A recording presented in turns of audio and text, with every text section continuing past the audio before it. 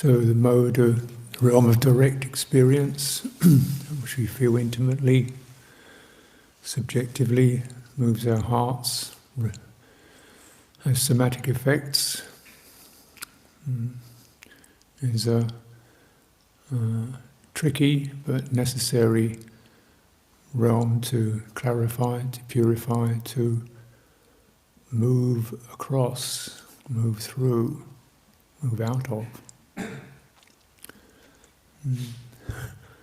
These effects, these reactions, these irrational energies that can be very overwhelming or stifling.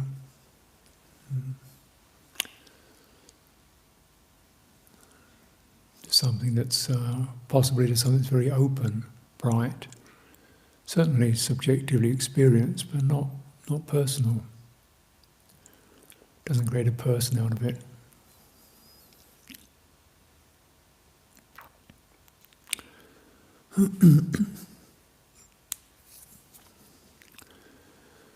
So in certainly meditation we can experience these effects, intense thinking, memories and regrets and passions rushing up, agitations, and often these stifled states where you just feel numb and dull. It's not because you didn't get any sleep. Sometimes you can feel really, tired, dead, totally numb. Get up, walk outside. Oh, it's gone. It wasn't fatigue, it was blocked energy, stagnant energy, something stuck. And it's very frustrating because one can have very good intention, lots of instructions, and you still can't, something can't do it. Something wrong with me. Which is the default. Everything gets taken personally, particularly subjective experience. And the asava of becoming, the outflow of becoming, the corruption of becoming, we assemble a person out of an experience. This isn't a conscious decision, it's a default. Default is to assemble a person or a self out of subjective experience, for good or for bad. And even for good, it's not for one's ultimate welfare, because then we want to have more of it and we regret when it passes, or we get conceited, or we feel we are something.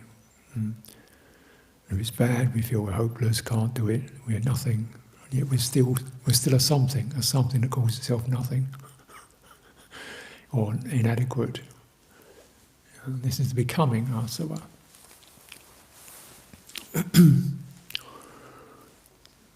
So these are quite common experiences in direct practice, particularly meditation, sitting still, because there's nothing to deflect one's energy into. You can't sort of jump around, have a chat, have a cup of tea, read a book, things that are certainly blameless, but there's something we're moving out of the territory. Perhaps we have to, we can't, to manage it, to move out of that because it's just too stuck.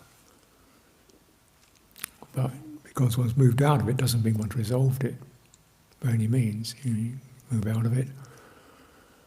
Maybe that's the best one can do for this time, gather some resources, return again. And certainly this life is built upon that compassionate understanding. We're just getting stuck, it's time to go for a walk. Getting really stuck, time to have a talk. Feel really overwhelmed, time to talk to somebody about it. You get some external support, you move out of the territory, get some resources, confidence, goodwill, advice, whatever it takes, return again.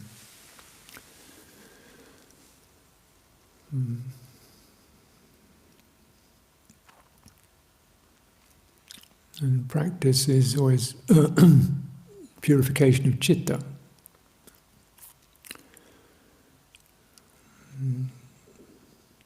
It's citta that is both snared, trapped by the asava, so it's not a rational, directed decision, it's a default mode of this heart, you could say, in the subjective sense, citta, the me sense. And it's that which can also be liberated. So particularly in his renowned sequence of awakening knowledges, the third and most important knowledge of the Buddha had, insight, vision, knowing, was direct, with the citta bright and pure, directed it towards the cessation of the asava. And citta, bright and pure, directed it towards, I think it's concentrated and bright, directed it towards the cessation of the asava, of the taints, corruptions, outflows. It's interesting. So if you think the citta concentrated, we call it consolidated. It's really gathered together. It's got its strength, its brightness, its power. It's sitting in itself. It's able to then begin to review the aspects of its experience that are still bound in self-view, in personhood, in becoming, in the leaning, in inclination of the senses. And of course the most fundamental asava of the lot is avijjasava, the corruption, the outflow, the influence, the default influence that we all have of avijja, ignorance. And it says, and then it says, his realization, ignorance was banished. So that's the king, that's the supreme one. Avijja.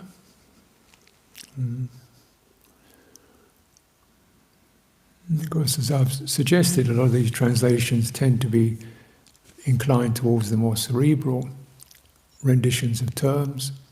So ignorance, you might think, needs some information. No, it's not about information. It's about being in touch. So vidya, is to do vedana, feeling. You don't get it, you don't feel it, you don't sense it. It's not words you need. You sense something, feel something, and you're not feeling it. You don't see it. You're not aware of it.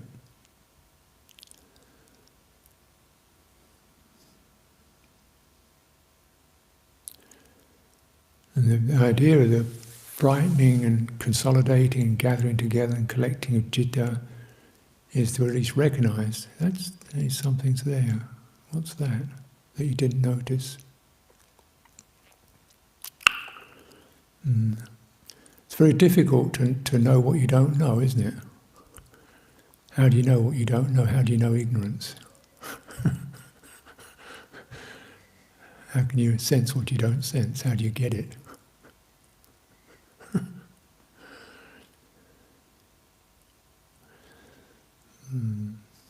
You start to recognize, hey, there's a numb place there. There's a very compulsive energy there. Blur. What's that? That compulsive jump, or that numbed out state, or that flustered state, or that kind of where your legs have gone, you feel disoriented. You know something's lost, something's not there. Balance isn't there. Composure isn't there. Clarity isn't there. Well-being isn't there.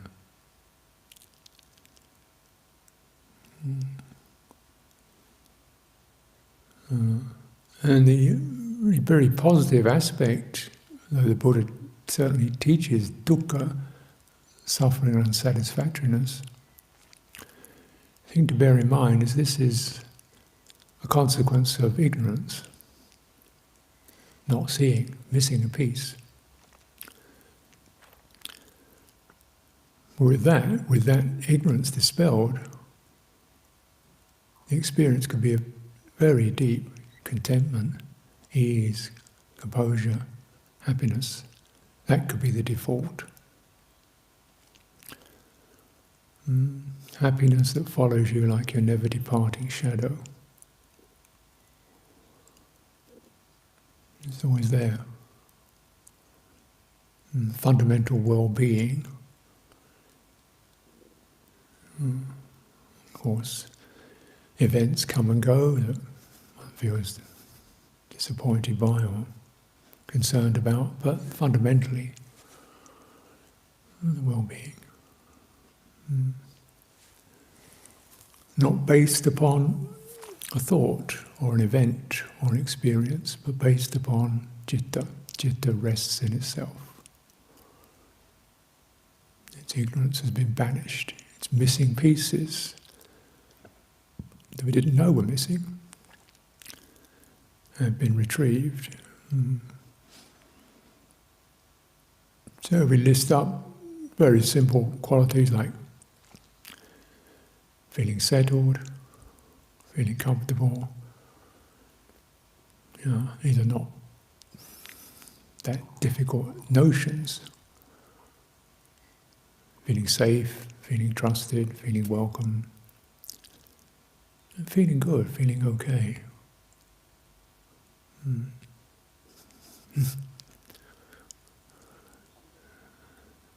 And notice the times when it's not there. When we feel pressurized, obligated, driven, have to do, can't do, overwhelmed, flooded, stuck. That's the asava.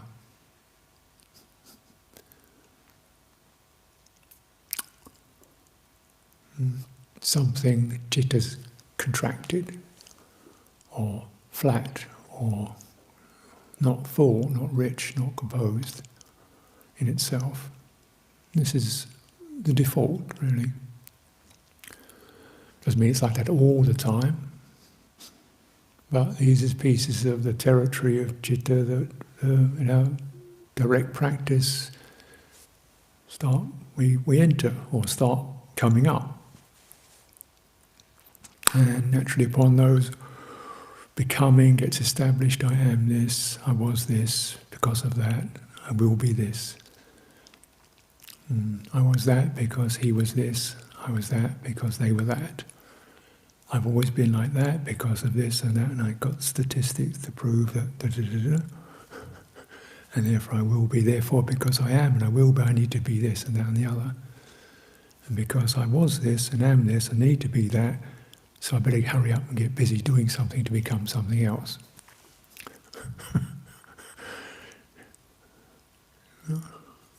And so this is like, gets directed this kind of low-grade panic, which people unfortunately experience in their lives as a continuum. It's not necessarily intense, but it's continual nagging to become something, get something, so that you will be something. Because right now you're not something that you could be, should be, other people are. This kind of, so there the pressure comes up, and then the stories start. What I was, what other people are, the way the world is, everybody else is fine, whatever it is, Stories come up, the plans, the visions, the scenarios. The mind gets very busy. At a certain point, the penny drops. Wait a minute, all I have to do is sit here. Just sit here with nobody bothering me, relaxing. Where did all this stuff come from? Something wrong, something wrong. You can't sit here relaxing all day. No, you're not saying just for 10 minutes maybe. Just rest in your citta. You can't do this for the rest of your life. No, you're not doing it for the rest of your life, just doing it for like 10, 15 minutes. But this isn't the way it's going to work in the world. I've got to no, like just 15 minutes, that's all. What do I do about the state of the world? Yeah, like just 15 minutes. If you sit in your citta, you might find out. Wow, suddenly life gets so intense, doesn't it? Because where does all it bubble up from? And citta's not settled. It's not settled, doesn't even know. It knows it's not settled, but it thinks it's because of these ideas and visions and scenarios that it conjures up from its unsettled state. So the results of the unsettled condition are sensed as the causes of the unsettled condition. The results of the unsettled condition, agitated thinking mind, is experienced as the cause of it. No, you could say that. In a way, it does feed back, but why is the mind thinking and planning and figuring things out so much in the first place? Why don't you just say, that's enough now, stop. It's not a rational process, is it? You can't say, okay, well, I'll do some worrying in 35 minutes. And now I'll take a break. No, it doesn't work like that. I've got to do it right now. It's important. I'll just get this one idea. So we get that thing sorted out, then I'll be all right. Just get that thing cleared and I'll be fine. Uh-oh.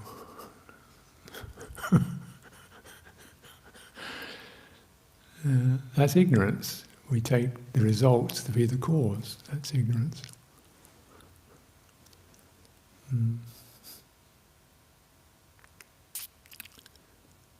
We take ourselves to be what we think other people think of me. We're not able to read other people's minds, and yet I think she doesn't like me. You see the way she didn't look at me? That proves it. I know they're all hostile, they're not saying anything at the moment, but I can feel their hostility. Really? Look again. Where's that? Yeah. I feel, being judged, being blamed, being left out. Where's that? Nobody's saying anything. Yeah, they're not saying it right now, but they're behind my back, they're talking about it. Yeah, and somebody mentioned something you might have made a mistake over, that proves it. No, it just means that for one little point you made a mistake, that's all. And you get this blanket ill will. We assume it's coming from other people.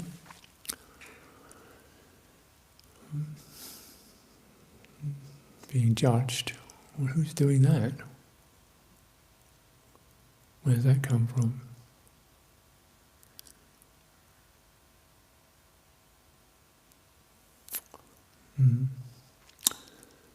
Don't know.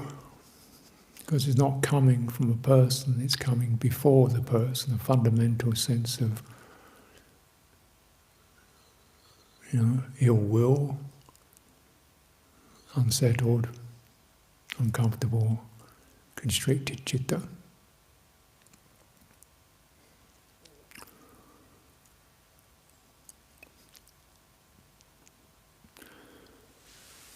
One can give examples that are comic to make it a little more clearly highlighted, but unfortunately it's not that comic.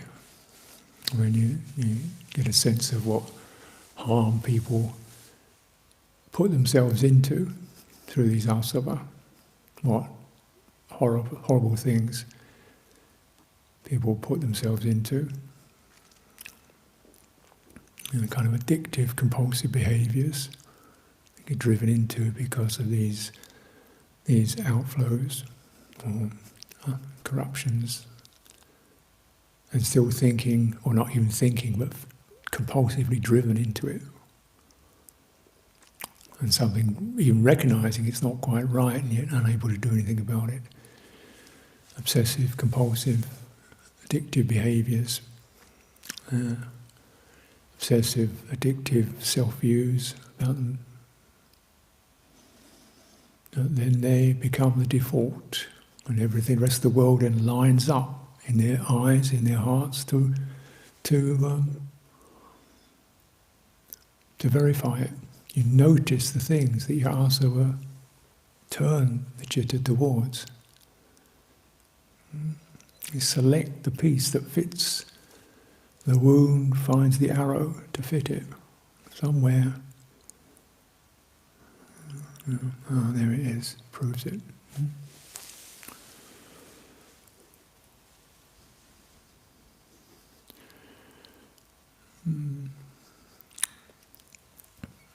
And sometimes this is this experience of avijja, not getting it wrong, turning it upside down, making what's subjective into objective experience, making a world out of subjective imbalance. And sometimes it's experienced much more intimately just as a kind of stuck somatic state.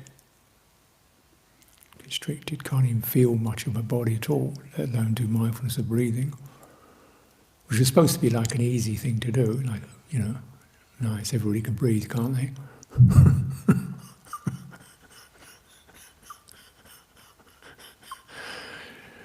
You can, but until you start focusing on it.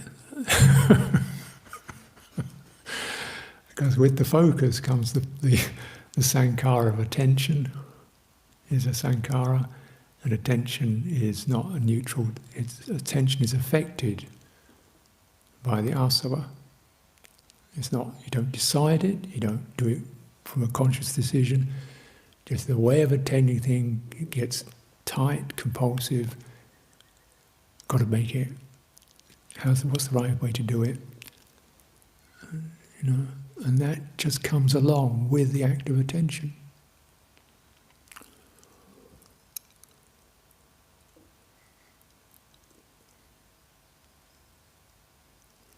Attention is a sankhara, and it carries a certain intent. That's why anyone needs to keep kind of referring simple things that don't require a massive effort of the will to attend to, just like walking along, eating a meal, sensation of the body. Something that comes to you easily. I would certainly recommend that approach. Just sit, stand, walk, and what comes to you easily, rather than through some act of the will. Yeah, there's a body here, I think. Feels like it. Is it all here? So belly, back, legs, feet, arms, hands, fingers. Can you sense it all? And if you can't, and some people can't, you sense what you can, be aware of that. And this particular process, vitaka, placing your attention where it can easily attend, just like it's just light. The sense of like dropping a leaf on a pond. You don't throw a rock in it, and it shimmers. Oh, that's it. Drop it again, it shimmers. Chitta picks it up. Yeah, you get that. Okay, I can. And then with that resonance that citta experiences, when you do attend lightly, gently, repeatedly to what you can attend to without a massive effort of the will, you're much less likely to go into these asava territories, which are much more intense. So in a way, meditation should be fairly like 60-70% effort maximum. Some people maybe 50%. Because you don't even know what the percentages are. A lot of people are running 110. So you're just going to tell you something you can touch lightly, easily. And then linger. This is vichara, open, linger, listen. Okay, do it again. Do it again. Again. And the experience of your body that you're sensing, is anything more? Where's the edge of it? The skin. You can feel down your back. Can you? What's underneath that? Can you go into the leg? You're feeling your chest. Can you feel your shoulder? A little bit. What's behind that? What's above that? What's? So you find. Didn't realise you had a neck. You had a face and somewhere in the chest and a missing bit. What's beneath that chin experience? So a sense of just really filling and opening into the entirety of it. It's all settled. You can practice like that. Partly because you're practicing the right kind of attention, which is just that flick, touch, listen, touch, listen. Till the whole thing becomes apparent. It's like sketching. Particularly in the constricted bodily states. And unfortunately, particularly in these high-pressure lifestyles that people come through, there's a lot of fundamental tension.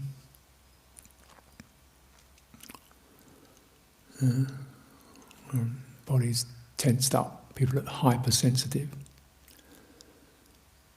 So I remember somebody I was talking to a few years back, and the person was really, kind of eyes popping out of the head with, got to practice, got to make it, got to get focused, trying harder to get focused on this thing, trying harder. What else should I do? I'm looking at this, I'm thinking, relax. The person goes, what? Relax? Relax? I say, relax. Relax? Didn't get it. What do you mean, relax? So, just relax, Relax. Knew what the word meant, didn't have a reference to it as an experience. Didn't actually have an actual direct experience of that quality. Just it was harder and more. And then when you come to practice meditation, right, make an effort, commit yourself, make an effort, focus. These are all appropriate in their right way, but actually hadn't, if you're on the ground, yeah. But if you're not even on the ground yet, you're up in some kind of hyperspace, not even grounded in your body yet, make an effort, the effort has to be to get on the ground first of all, before you can start moving. So I remember saying to this person, well, can you feel your feet? Feet? I said, yeah, feet. No, not with your hands. Can you feel your feet in themselves? Looking like I'm crazy. After 2 years, she found her feet. Oh, that's what relax means. I said, yeah, that's what it means. You find your feet. And the energy comes out of that tight place and fills your entire body. Oh, relax. That's what that means. It means you're now on the ground. Now when you're on the ground, now you can start, doing, if you want. And then you've got something you can measure. Because you just do these things intellectually, effort, right, more effort, how much effort. But you don't have a reference to what the direct experience is. because the body, which should give you that, is so contracted. You can't get a somatic reference to it. So tense and more tense. So only when that citta is unfolded through the body, then we got feet on the ground. Oh, right, here I am. Now what kind of things need to be done? And we're not working in terms of abstract ideas like 5 indriyas, 4 iddhipadas, 7 bojjhangas, and so forth. Get samadhi, equanimity, metta, rapture, piti, which are all true, but as ideas, you put that lot into a mind that's ungrounded, they just start to fry.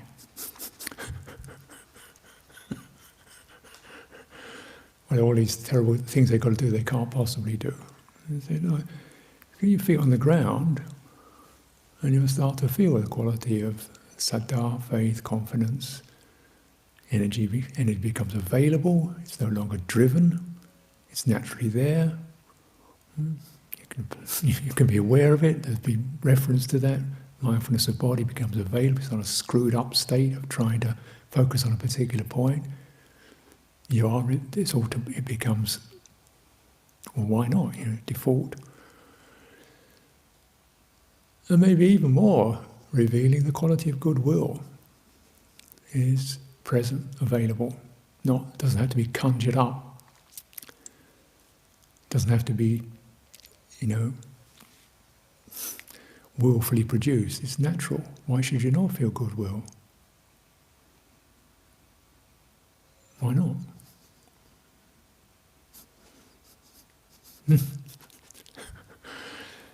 Yeah.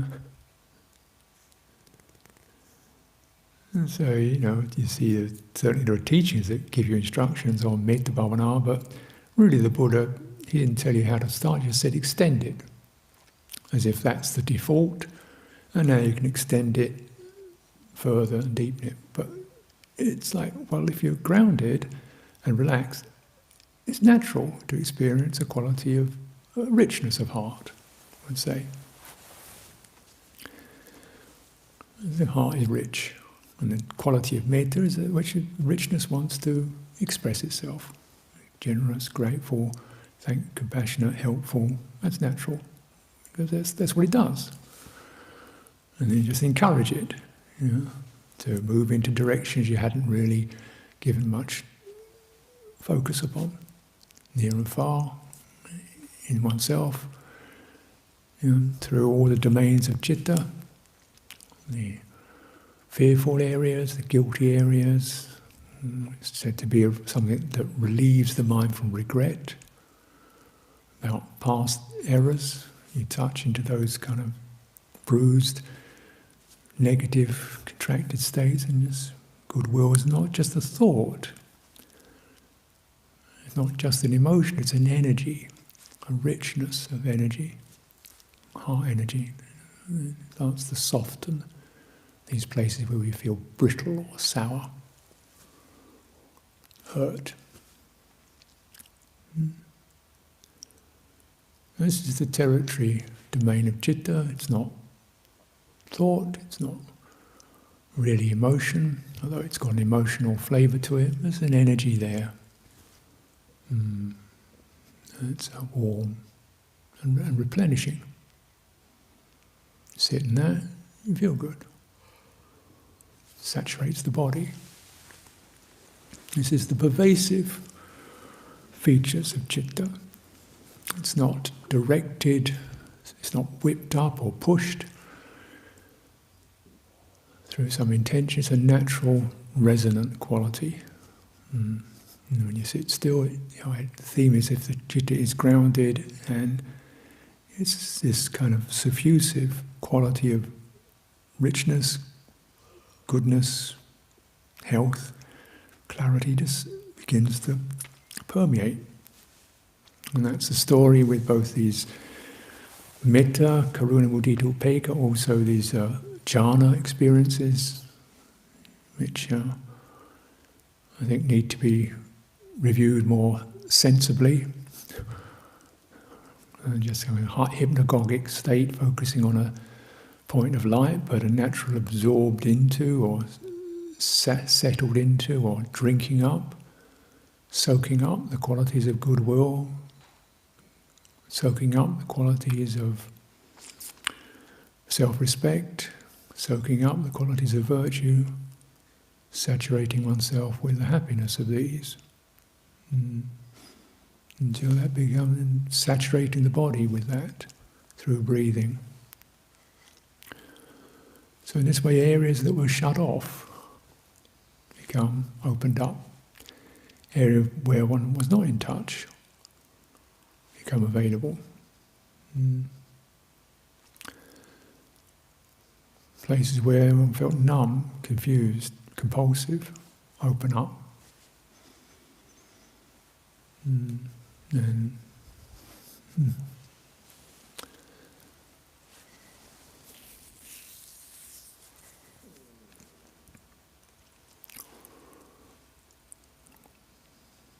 And so in that sometimes you get an insight, oh, that's because of that. And that kind of traumatic experiences or unresolved shocks, social conditioning, pressure, abuse. These are common stories that I hear in teaching, listening to others. Abusive behaviour towards them or that they've done towards others. These all leave powerful scars and strictures on the heart. Childhood abuse particularly. But all the crazy stuff that we're inducted into, workaholic, compulsive, sensory addiction. So, you go along with it.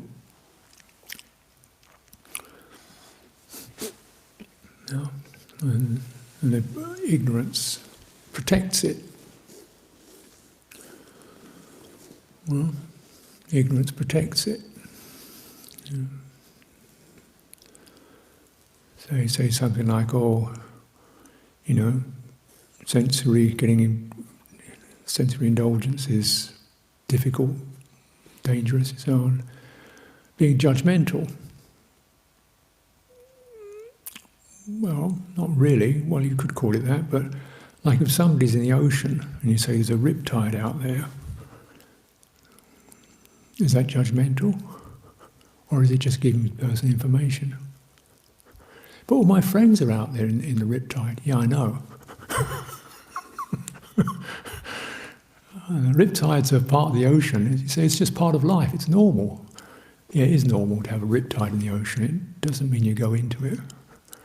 Do you not feel it? The riptide of that, the passion of that, the compulsive nature of it. And so, person do feel it, but think that's good. That's called ignorance. We do it. Everybody else is doing it. That's ignorance too.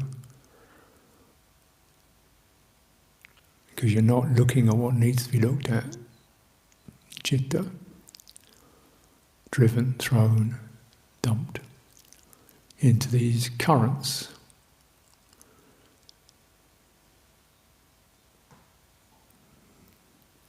Buddha teaches for our welfare. Protect. There is dangerous stuff out there. The asava throw you into it. These are the riptides. The ones you're most wary of are the ones that you don't see on the surface. The bits you don't see. So you start really reviewing that which is just pretty obvious, like, do you have a body? We're not looking at great attainments, just do you have a whole body yet? Do you notice when you jump out of it? What throws you out of it? Do you notice the sense of slight regret when you realise, whoops, I just babbled away, what am I doing? Doesn't feel good. It's not evil, it's just something knows, compulsiveness. Citta knows, and compulsive. I don't feel good about that. There's the asava. Throws. Compulsive organising, compulsive non-organising. It's not, any of these are okay. It's just when they become the default that you blur into. Compulsive responsible, compulsively irresponsible. It's compulsion. That's the riptide. What's going on? Probably trying to defend a self or become a self that will be okay. It doesn't happen that way. Get out of the riptide, you feel okay.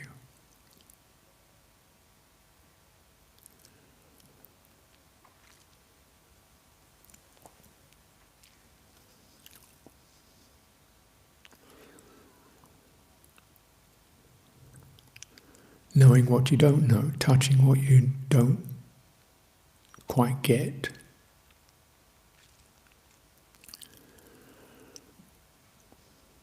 And, people develop more or less instinctively and naturally all kinds of strategies to cope with the missing bits. They become very good in certain areas that help to deflect or carry the pressure of the bits they're not carrying. So it's like, you take, say you've got a donkey, a four-legged donkey. For some reason or other, one leg gets twisted up, perhaps it's got caught in wire or something, so it's only got walking on three legs. The three legs have to work harder, to compensate for that missing fourth leg. So they do work harder, and you can get on. But it doesn't feel, you can't skip. There's no lightness, there's no flow. You get rigid because you're missing that fourth leg. And then sometimes you get only two legs on the ground. There's another leg got caught up in some of the other, so you've got a two-legged donkey. Those two legs work really hard, and people are impressed with that strength of those two legs. She's really good at that, he's fantastic at that, what a great thinker,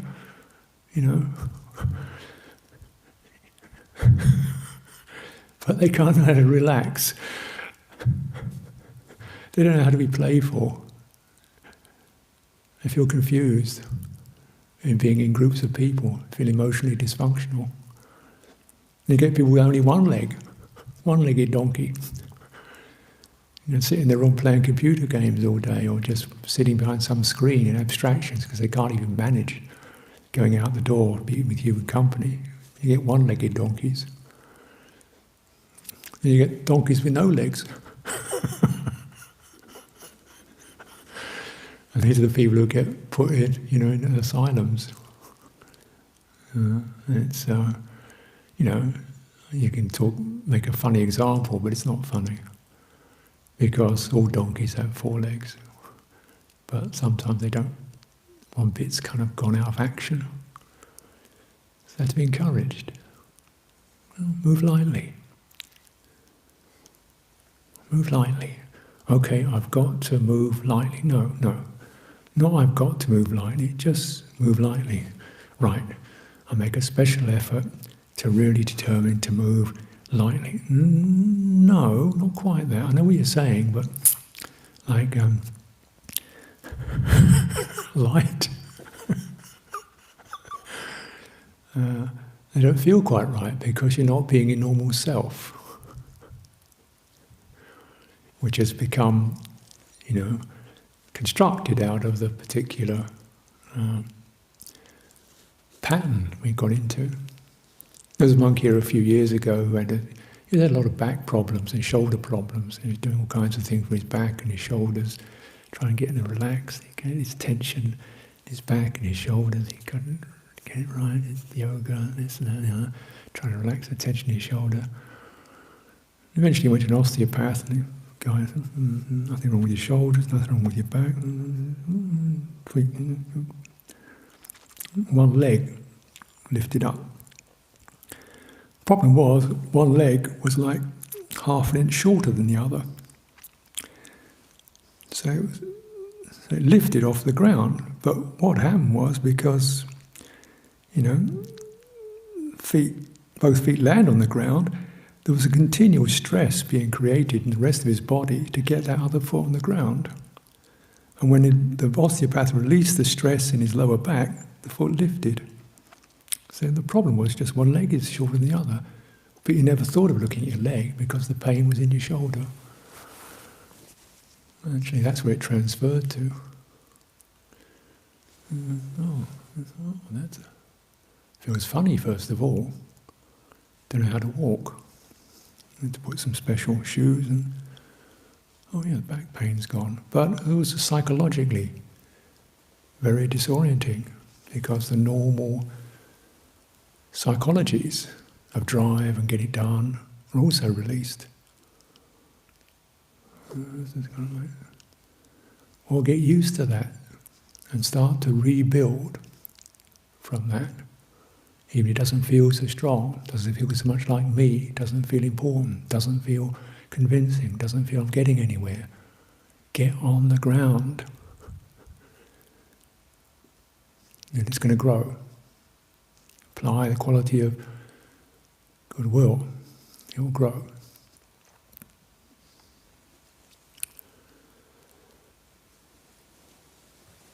Some of these things are quite subtle, we don't really know what they're about. Practice internally, externally, practice how you are in the sense fields. Externally, as you see, moving around, dealing with things, notice you're hasty or blurred or compulsive or negligent. What's going on? It's not about whipping or blaming, it's just about sensing. When I see that, this is what happens. Something to be investigated here. Slow it down. Look more carefully at that jump. And I see somebody and plop, jump. Look at that more carefully. That's all. And see the jump. Those are the pieces we need to open awareness around.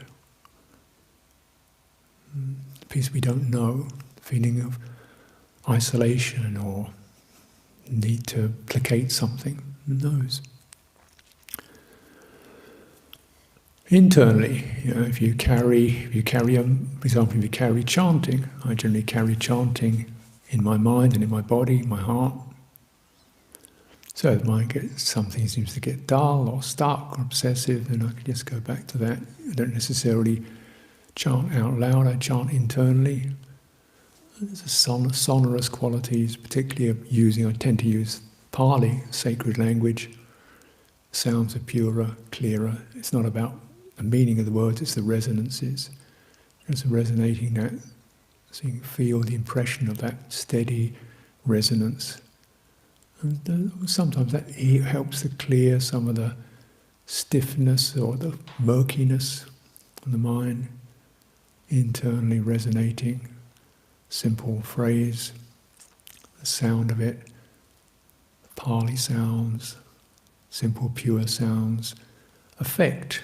These sounds are sacred because the whole Indian languages were constructed around, using sounds in particular ways to create resonances, rather than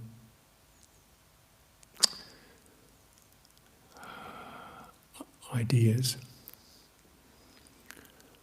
So you do that, you brighten up. Recollections, so sound image, recollection image, teachers, friends, that which warms the heart, bring that in, and you feel something, fog clears, something releases. These are ways in which we use means to, find that complete, get the citta here, inhabiting our lives and coming out of its occlusions and blocks. And then this, in purifying it, stabilizing it, enjoying it, seeing, directing it towards the destruction of the taints. Directing it, that can be inflected. So enough of that. Enough of that. I see this, I realize that. There's the missing piece. Gone. Finished. And citta is released from the asava through no longer being in this clung state.